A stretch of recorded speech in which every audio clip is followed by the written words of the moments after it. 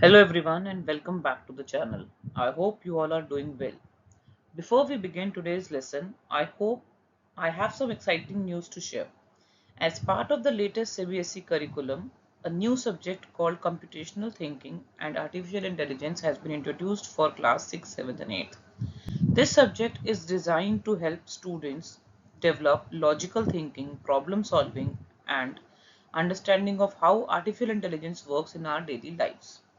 In this video series, we will be covering the computational thinking section of the syllabus, and we will learn each chapter one by one in a simple and interesting way. So if you are a class 6 student or anyone who enjoys solving puzzles and improving logical thinking, this series is for you. So let us start with chapter 2, lines and angles. Here we have our first question, that 8 friends A, B, C, D, E, F, G, H are sitting at equidistant positions around a circular table, each facing towards the center. As shown below, here we have the diagram. A is facing northeast, B and D are facing perpendicular directions. B is to the immediate left of A. B is to the immediate left of A, so A के left में हम B को mark कर देते हैं. While C is exactly between E and F, B and F are facing opposite directions. So we have got our B, so now we can find our F. B and F are on the opposite directions. They are saying B and D are facing perpendicular directions. So with B, either perpendicular will be here or here. D will be here, case 1 I can mark, or D will be here, case 2. 1 we will delete as per our requirement. So B and D are perpendicular direction. B is the immediate left of A, while C is exactly between E and F. E and F. So where will, if G is exactly sitting between B and D, if we keep our D here, we cannot keep G here because A is already here. So G cannot be here. G has to be between B and D. That means our D will not be here. Our D will not be here. Moving forward, G is sitting exactly between B and D. B and F are on the opposite directions. C is exactly between E and F. So C is exactly between E and F. G is exactly sitting between B and D. Now we are left with H. H has no instructions, so H we will keep it here. That so this is our arrangement. Let's see the question for further. What is the angle between the directions that A and C are facing? That A and C are facing. What is this angle we have to find? We have our options 45 degree, 90 degree, 135 degree or 180 degree. So according to the instructions, we have marked what the instructions were. Now we see that there are 8 equidistant positions from the center. 1, 2, 3, 4, 5, 6, 7 and 8. So total 360 degree has been divided in by 8, which we get as 45 degree. So each portion is of 45 degree each. So between A and C, it will be 45 and 45. That means the angle between A and C will be 90 degree. I hope this is clear. Let's start with second question. Second question says that Avi and Sam attended dance class in the afternoon. Avi starts the session and when the angle between the hour hand and the minute hand is 60 degrees. Sam starts session at 1:55. What is the least possible difference between the time of the both the sessions? Here we have the diagram. Sam sessions starts at 1:55. Avi's session starts when the angle between the hour hand and the minute hand is 60 degree. That means Avi's session starts at 2 o'clock because 2 o'clock makes the angle of 60 degree. Let's see the solution. A full clock is of 360 degree, which is covered in 60 minutes. So 60 degree corresponds to 10 minutes. This means that the hour and the minute hands are 10-minute divisions apart when they form a 60-degree angle. So they are 10 minutes apart. This is 10 minutes actually, or you can say 2 hours, either 10 minutes or 2 hours, which makes 60-degree angle. So Sam's session starts at 1:55. 1:55. To get the smallest possible difference, we look for the nearest time after 1:55 when the hands make a 60-degree angle. So after 1:55, within 5 minutes, when the clock reaches at 12, the hand reaches at 12, the clock makes the angle of 60 degree. So at 2 p.m., the minute hand is at 12 and the hour hand is at 2, making a 60-degree angle. Therefore, a V session starts at 2 p.m. and the least possible difference is of 5 minutes. Here we have our answer as of 5 minutes. I hope this is clear. Option B is correct. Okay, let's solve another interesting question on rotation. The question is that an equilateral triangle is shown. What is the minimum angle by which it should be rotated anti-clockwise so that it looks exactly like the original triangle? The options, the triangle is like this, and the options given are 30, 60, 120 or 90 degrees. Let's solve it together. First, we know that the equilateral triangle has 3 equal sides and 3 equal angles. Each interior angle is of 60 degree. Now the question is not asking us to rotate the triangle by just any angle. The question says it asks for the smallest rotation after which the triangle looks exactly the same. If we rotate the triangle, it should look exactly the same. If we rotate it by 60 degree, will it look the same? No, it will not look the same. Although one side changes its position, the triangle does not match its original orientation. Now think about the three sides of the triangle. To make the next side take the place of the previous one, we need to rotate the triangle by 120 degrees. Another way to understand this is a straight line measures 180 degrees. Since one angle of the triangle is 60 degrees, the required rotation will be 180 minus 60, which is 120 degree. So after rotating the triangle by 120 degree, it looks exactly like the original figure. Therefore, the correct answer is answer C, 120 degrees. The question is telling us the concept of rotational symmetry. Some shapes exactly look the same after being rotated by a certain angle. Recognizing these patterns is an important part of computational thinking. So let's start with the fourth question. The question says, what will come in place of this question mark? The figure is here that 90 corresponds to the circle divided into four parts. 120 corresponds to the circle divided into three parts. 45, 8 parts, and then 60 degree, how many parts of the circle? And the options are here, 4 parts, 4 and then 1 divided into 2, then we have 6 and then we have 8. Let's see, the number of inside the circle decides how many equal parts the circle is divided into. A full circle is 360 degrees. So we divide 360 degree by the number given inside the circle to find the number of parts. So when we divided 360 by 90, we got 4 parts. When we divided 360 with 120, we got 3 parts. When we divided 360 with 45, we got 8 parts. So when we will divide 360 by 60, we will get 6 parts. So which option will be correct? As we can see, the circle should be divided into 6 equal parts. Hence, option C is the correct answer. I hope you have understood. Fifth question says, when A and B visit a park in the evening. When A visited the park, the minute hand pointed at 12 and the other hand was 150-degree clockwise from it. We have to keep this in mind, the clockwise word. And when B visited the park, the hour end pointed at 5 and the other hand was 210-degree again clockwise from it. So based on the given information, which of the following statement is true? Option A visited the park before B visited the park before A, they visited exactly at the same time, or might be none of the above. Let's understand this diagrammatically. First diagram, A visited the park. The first line says the minute hand is at 12. Here we have blue color minute hand. And in the clockwise direction, the other hand is at 150 degrees. We know that between each number, the angle here is 30 degree. The other hand 150 degree. So for but if we divide 30 degree, we get 5. So 5 numbers ahead of 12 is 5. When A visited the park is 5 p.m. Let's see when we visited the park.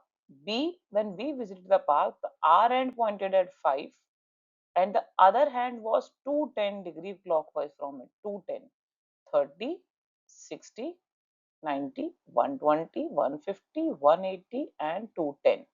So here in the clockwise direction it was 210 degree. So the other again it was 5 o'clock. So the time visit when B visited the park was again 5 o'clock. A visited the park at 5 o'clock. So which option is correct? A and B visited the park at the same time, 5 p.m. Option C.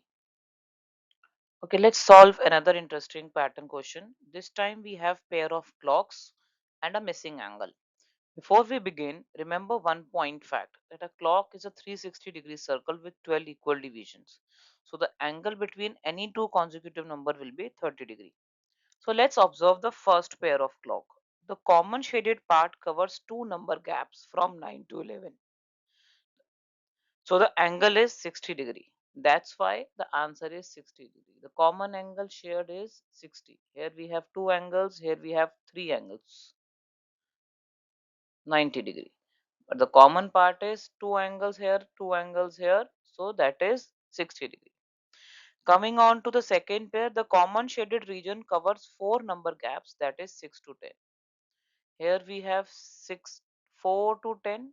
Here we have 6 to 11, but the common portion is 6 to 10, which shows 4 into 30, which is 120 degrees. If we look carefully at the third pair of clock, the common shaded part extends from 1 to 4. Here also we have 1 to 4, which is common from 12 to 5. That means 3 hours. 3 hours means 3 into 30, that is 90 degree. Let's find out the fourth one. We have 11 to 4.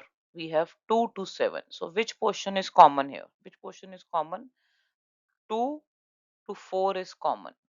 From 11 to 4 and 2 to 7, the only portion common here is 2 to 4. That means 2 hours, 2 hours into 30 degree, it is 60 degree.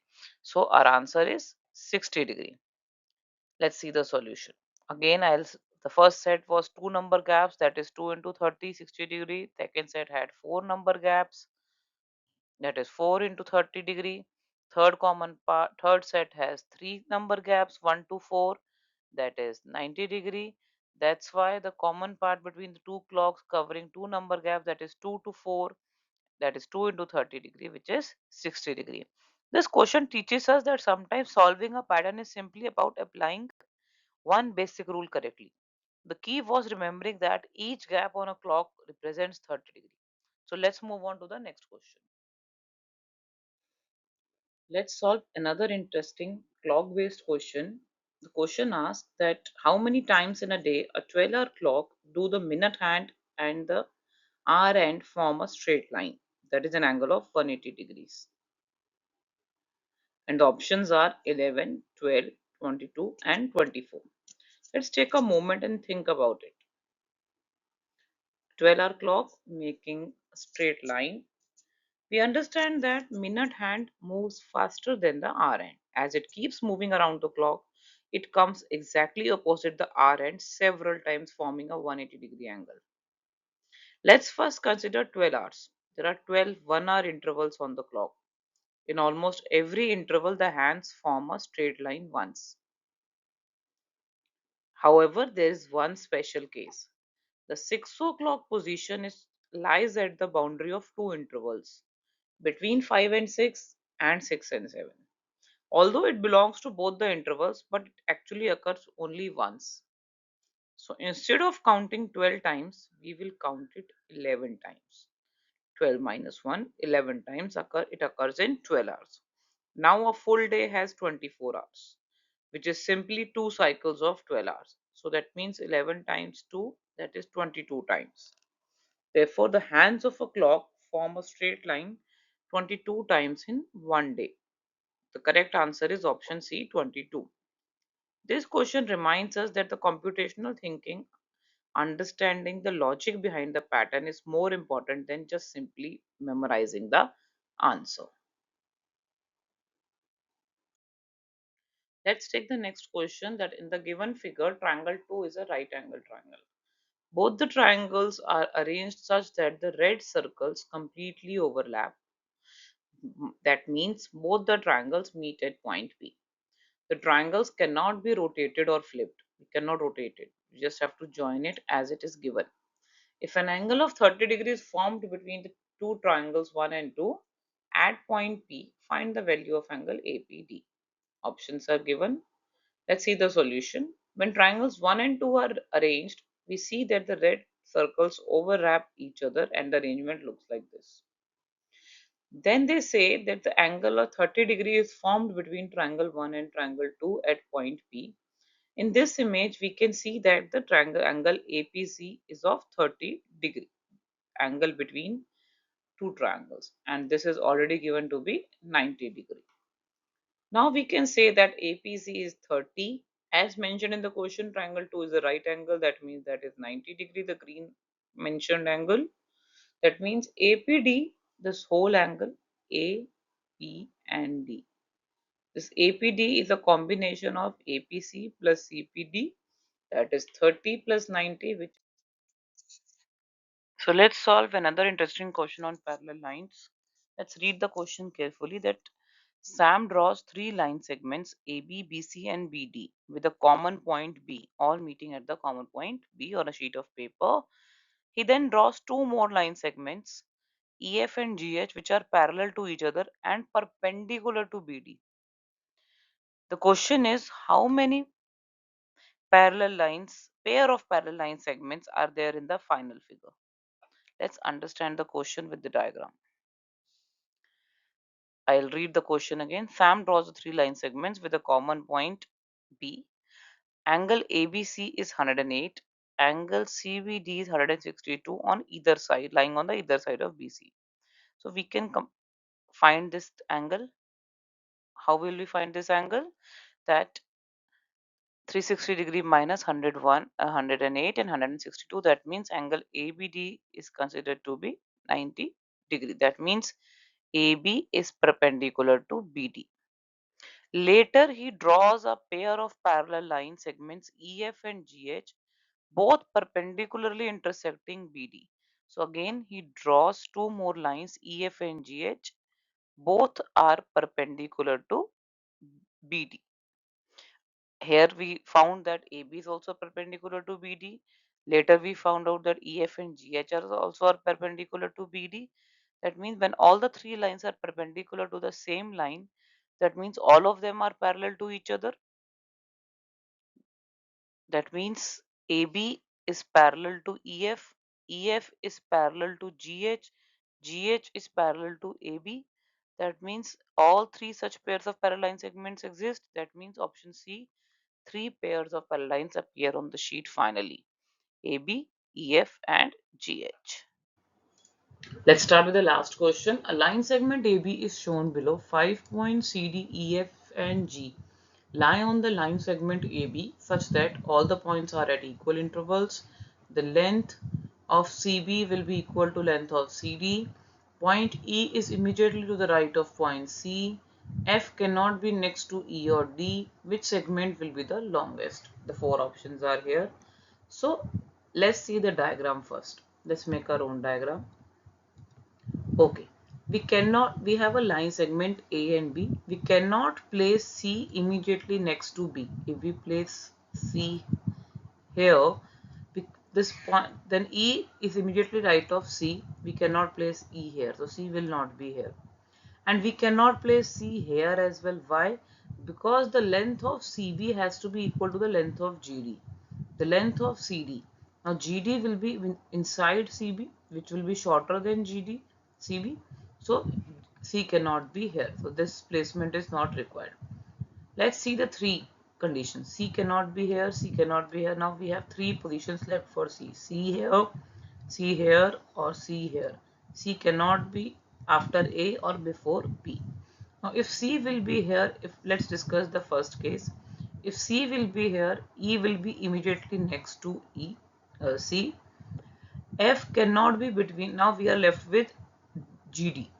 GD has to be same with CB. CB is 2 units, so we will take GD here. Either of G or D can be on the left or right. If we take, now F has to be, cannot be next to E or D. If we take F here, it cannot be next to G or D. Both the points are here, it cannot be either on the left or on the right. So this case is not possible. Let's discuss the third case. Now if we put C here, CB is of length 1, 2, 3 and 4. Now GD also has to be of length 4. If I take DG here, 1, 2, 3 and 4. So either D or G, D will be here or G will be here. E has to be immediate on the right of this. And if I put F here, F cannot be just next to either D or G. F cannot be next to E or D. So F is coming next to E also, F is coming next to G or D or G also. This case is also not possible. Coming on to the second case. If we put C here, the length of CB will be 1, 2, 3.